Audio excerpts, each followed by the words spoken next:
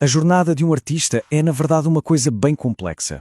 É tipo uma conversa, às vezes um combate, ou até uma dança com os fantasmas dos grandes mestres que vieram antes, sabe? E é sobre isso que vamos falar. Esta é a história de como uma voz única, é construída a partir do eco de tantas outras. É a busca de um ator para se encontrar no meio de gigantes da poesia. Bom, tudo começa com essa pergunta, que fica pairando no ar.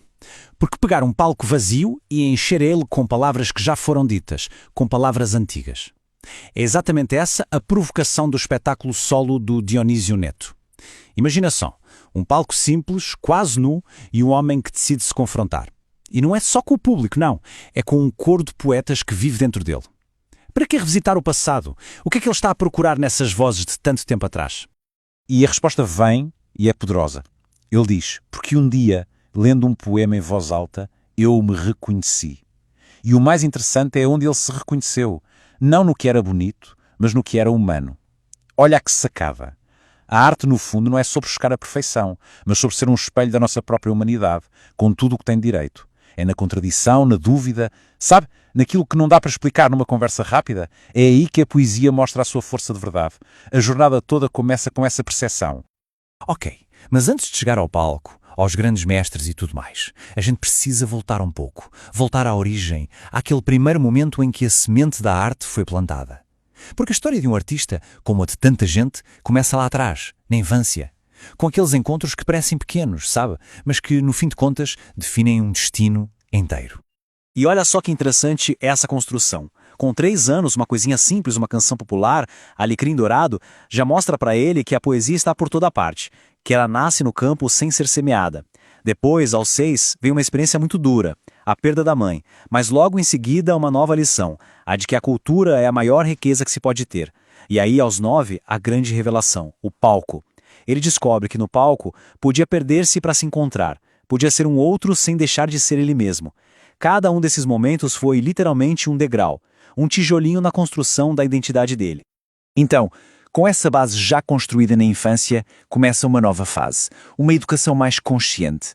Ele parte, de propósito, numa busca por aquelas vozes que poderiam ensinar, desafiar e, no final, ajudar a moldar a sua própria voz. E é exatamente aqui que os gigantes da literatura entram em cena. E o primeiro grande encontro, bom, é com ninguém menos que Fernando Pessoa. O que o Pessoa lhe oferece é, na verdade, uma espécie de libertação. Ele não chegou com respostas prontas, pelo contrário, ele trouxe perguntas. Mas eram perguntas tão bonitas, tão profundas, que aquela pressa de ter que encontrar a resposta certa simplesmente sumiu. A grande lição que fica de Pessoa é basicamente esta. Um artista, uma pessoa, pode ser quem é e, ao mesmo tempo, ser tantos outros. É possível, sim, conter multidões dentro de si. Aqueles vários eus que toda a gente tem não precisam de ser calados, sabe? Eles precisam de ser ouvidos. E a contradição? A contradição não é uma fraqueza, um defeito. É a essência do que é ser humano. Bom, depois de Pessoa, essa viagem continua e leva-nos diretamente a Shakespeare, o mestre que entendeu que o teatro não acontece só no palco, mas na própria vida. Foi ele que deu uma linguagem, que deu palavras àquelas grandes forças que movem a todos nós.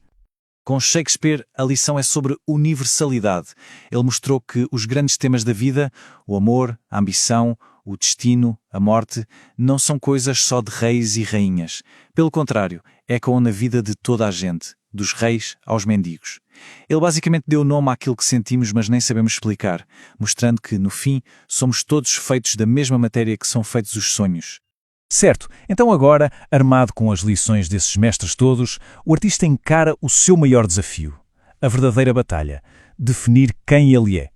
E não é só uma luta com as vozes que estão dentro da cabeça dele, não. É também contra as pressões, muitas vezes esmagadoras, que vêm do mundo cá fora. E aqui está o coração do conflito interno, a confissão. Perdi-me em 1000 personagens porque tinha medo de encontrar o único que não sabia interpretar. Eu mesmo. Olha só a ironia. O palco, que antes era um lugar de liberdade, virou também um esconderijo. Todas aquelas máscaras, todos aqueles personagens, serviam para adiar o encontro com o rosto que ele mais temia, o dele mesmo. E se por dentro a coisa era complicada, por fora o desafio era igualmente grande.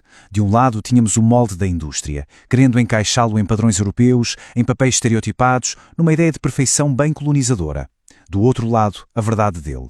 Uma herança misturada, libanesa, preta, indígena, portuguesa. Ele simplesmente recusou-se a ser colocado numa caixinha. Bateu o pé e reivindicou a sua identidade complexa, a sua pele que ele chama de ouro marrom. E depois da luta, tanto interna quanto externa, vem a paz, vem a integração. Esse é o momento em que todas as influências, todos os conflitos e as descobertas, tudo isso se funde para criar uma coisa nova, algo finalmente autêntico. É a resolução da jornada. E quem são esses ecos? Quem forma esse coro interno?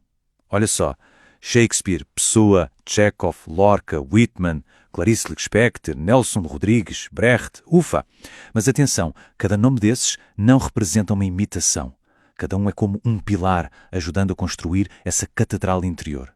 São os companheiros de jornada, sabe? Que mostraram o caminho para sentir, para pensar e para existir. E aqui está o pulo do gato, a verdadeira homenagem a esses mestres. O objetivo nunca foi copiar, nunca foi imitar.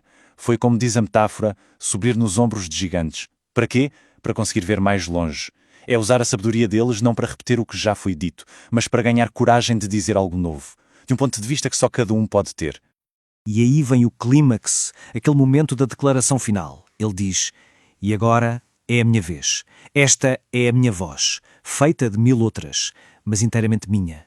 É isso. Depois de absorver, de lutar, de juntar tudo, o que surge é uma voz que sabe de onde veio, mas que não é mais prisioneira dessas origens. É uma voz que foi herdada, sim, mas que, acima de tudo, foi conquistada."